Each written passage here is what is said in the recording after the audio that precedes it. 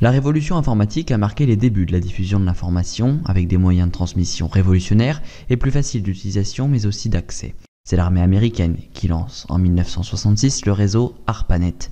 Celui-ci permettra la mise au point d'un langage informatique commun. Ce réseau sera remplacé en 1998 par Google, qui nous rend aujourd'hui les informations accessibles de partout. On peut dire que la révolution technologique a créé la naissance ainsi que l'extension du réseau Internet. Mais cette diffusion de l'information est plus ou moins inégale selon les endroits de la planète. On peut voir que l'Afrique est le continent qui contient le moins d'internautes. A l'inverse, en Amérique du Nord, la part d'internautes par rapport au nombre d'habitants est en moyenne de 80%. En France et en Espagne, elle est de 80 à 100%. Et puis pour l'Italie et le Portugal, ce chiffre est moindre, il y a entre 60 à 80% d'internautes. Cela peut s'expliquer par la richesse de la population. Une connexion Internet peut coûter cher, comme il y a plusieurs types de réseaux. Les opérateurs peuvent aussi jouer un rôle majeur, ils ne sont pas présents dans tous les pays. Ils peuvent proposer à leurs clients des offres simples, peu fiables, et d'autres plus chères, mais de meilleure qualité. Avec celle-ci, on peut par exemple regarder plusieurs contenus haute définition simultanés au sein de son domicile. Mais même en France, la répartition du réseau est inégale. Par exemple, dans les grandes villes qui concernent beaucoup de population, le réseau est puissant pour subvenir aux besoins de tous. Prochainement en France, la 5G fera son apparition. Elle sera encore plus puissante que ses prédécesseurs. Ainsi, tout le pays va être équipé petit à petit. Chaque Français souscrira des offres de forfaits compatibles et pourra profiter du contenu de meilleure qualité. Et de fait, sera encore plus rattaché au réseau d'information. Quelle est la plus-value de la 5G? Eh bien, vous aurez 10 fois plus de débit qu'avec la 4G. Par exemple, il ne faudra que 10 secondes pour télécharger une vidéo de 1 giga contre 7 minutes auparavant. Un haut débit très attendu par les entreprises, notamment dans le domaine des voitures autonomes, des robots connectés ou encore de la télémédecine. La technologie provient du réseau américain ARPANET. C'est un langage informatique commun qui sera le prédécesseur du web, qui a pour but de faciliter la navigation.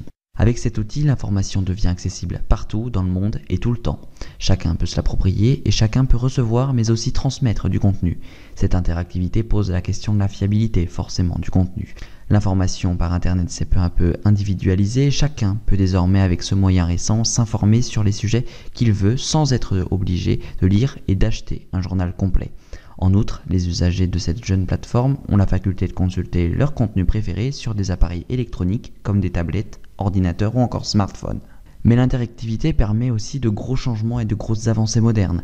Par exemple, sur les réseaux sociaux, les grands sujets d'actualité font débat. Chaque internaute peut donner son point de vue et échanger sur des questions plus ou moins sérieuses, intéressantes ou encore importantes. Cette interactivité est nouvelle, certes, sur les canaux de radio de l'époque, et même toujours aujourd'hui, il peut y avoir des auditeurs qui appellent pour débattre ensemble, mais cela est à une échelle bien moindre.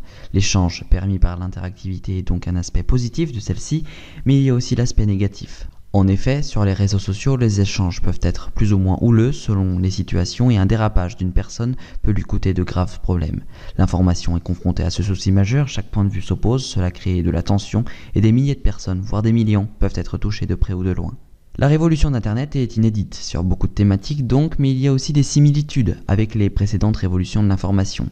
Petit à petit, les ventes des journaux sur support papier ont chuté, laissant place aux journaux numériques. Ces derniers sont gratuits et interactifs dans la majorité des cas. Le développement des tablettes et des smartphones a participé largement à la démocratisation des journaux numériques. L'accès à l'information est né avec l'imprimerie.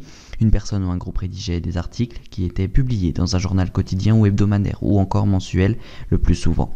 Puis l'information est arrivée à la radio avec des radios spécialisées consacrées à l'information. C'est le cas par exemple aujourd'hui de France Info ou de nos confrères d'Europe 1.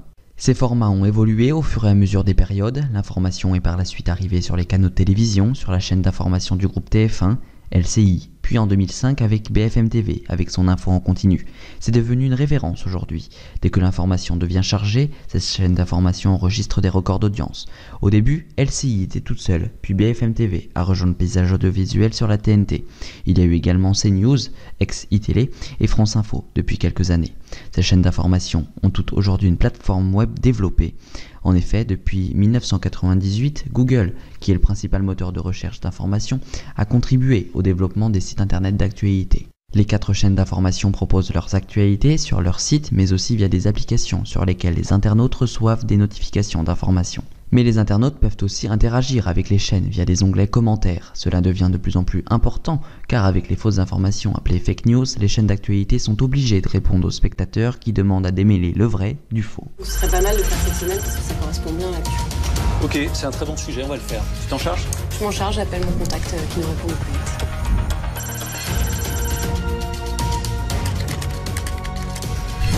Sur 200 créations d'emplois dans l'année. Est-ce que vous n'avez pas peur à terme que... Non, au contraire.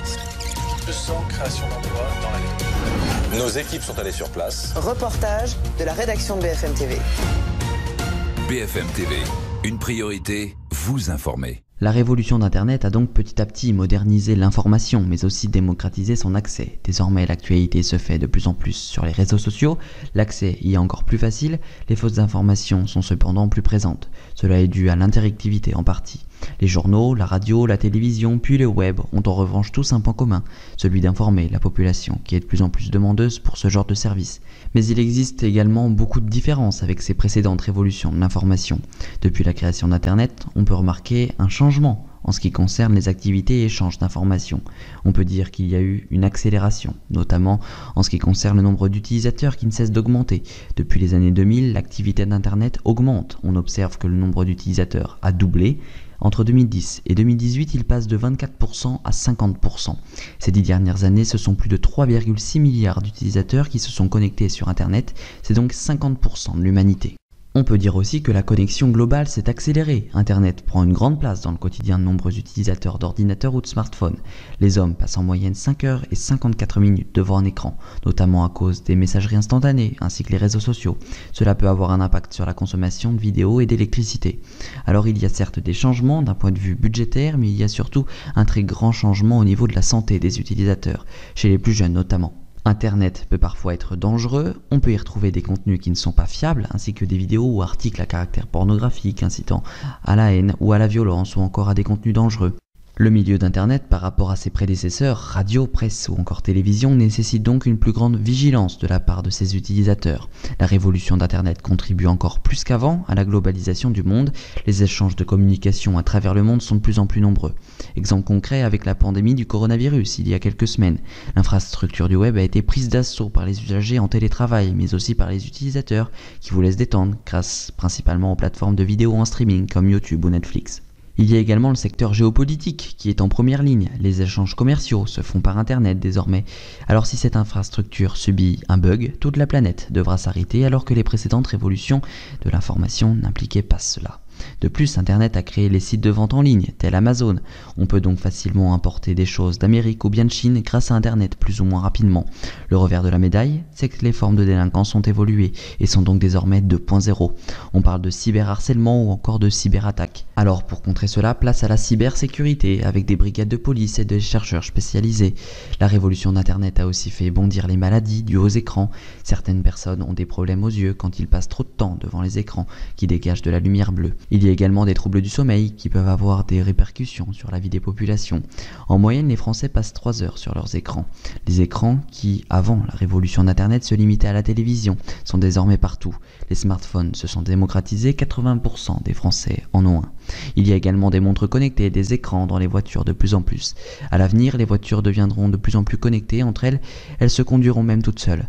Leurs utilisateurs pourront se détendre, par exemple en regardant les informations.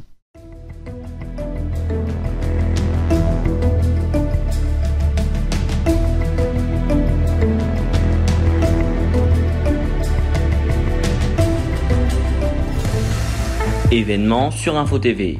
Ce samedi, retrouvez une partie de la rédaction qui vous présente les coulisses de la chaîne.